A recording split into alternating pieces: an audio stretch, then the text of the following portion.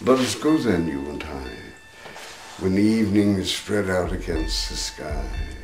Like a patient etherized upon a table, let us go through certain half-deserted streets, muttering retreats of restless nights in one-night cheap hotels, sawdust restaurants with oyster shells, streets that follow like a tedious argument of insidious intent to lead you to an overwhelming question. Oh, do not ask, what is it? Let us go and make our visit. In the room the women come and go, talking of Michelangelo. The yellow fog that slides along the streets, rubbing its back upon the window panes. Yellow smoke that rubbed its muzzle on the window panes. Licked its tongue into the corners of the evening. Lingered upon the pools that stand in drains. Let fall upon its back the soot that falls from chimneys.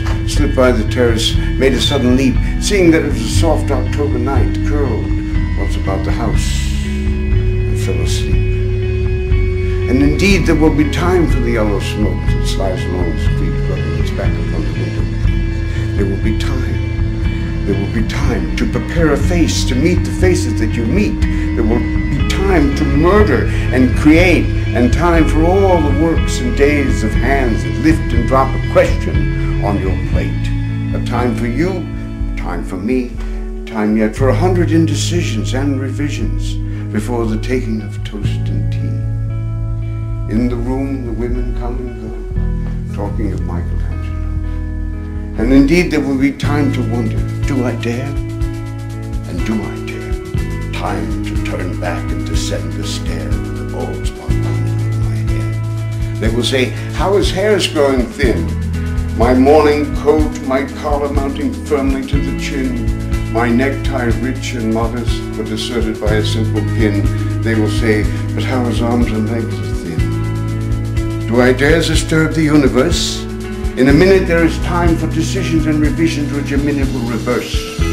For I've known them all already, known them all. I've known the mornings, evenings, afternoons. I've measured out my life with coffee spoons. I know the voices dying with a dying fall beneath the music from the farther room. So how should I presume? And I have known the eyes already, known them all. The eyes that fix you in a formulated phrase. And when I am formulated, sprawling on a pin, when I am pinned and wriggling on the wall, then how should I begin to spit out all the butt ends of my days and ways? And how should I presume? And I have known the arms already, known them all. Arms that are white and bracelets and bare, but in the lamplight down with light brown hair. Is it perfume from a dress that makes me so digress? Arms that lie along a table or wrap about a shawl. And should I then presume? And how shall I begin? Shall I say? I have gone at dusk to narrow streets and watched the smoke that rises from the pipes of lonely men in shirt sleeves leaning out of windows. I should have been a pair of ragged claws scuttling across the floors of silent seats. In the afternoon, the evening sleeps so peacefully and sweet, tired, where it malingers, stretched on the floor here beside you and me. Should I, after tea and cakes and ices, have the strength to force the moment to its crisis? But though I have wept and fasted, wept and prayed, though I have seen my head grown slightly bald and brought in upon a platter, I am no prophet, and here is no great matter. I've seen the moment of my greatness flicker. I've seen the eternal footman hold my coat and snicker. And, in short, I was afraid. Would it have been worth it after all? Would it have been worthwhile? After the cups, the marmalade, the tea, among the porcelain, among some talk of you and me, would it have been worthwhile to have bitten off the matter with a smile, to squeeze the universe into a ball, to roll it towards some overwhelming question? To say, I am Lazarus, come from the dead, come back to tell you all. I shall tell you all. If one settling a pillow by her head should say, that's not it at all, that's not what I meant at all. No.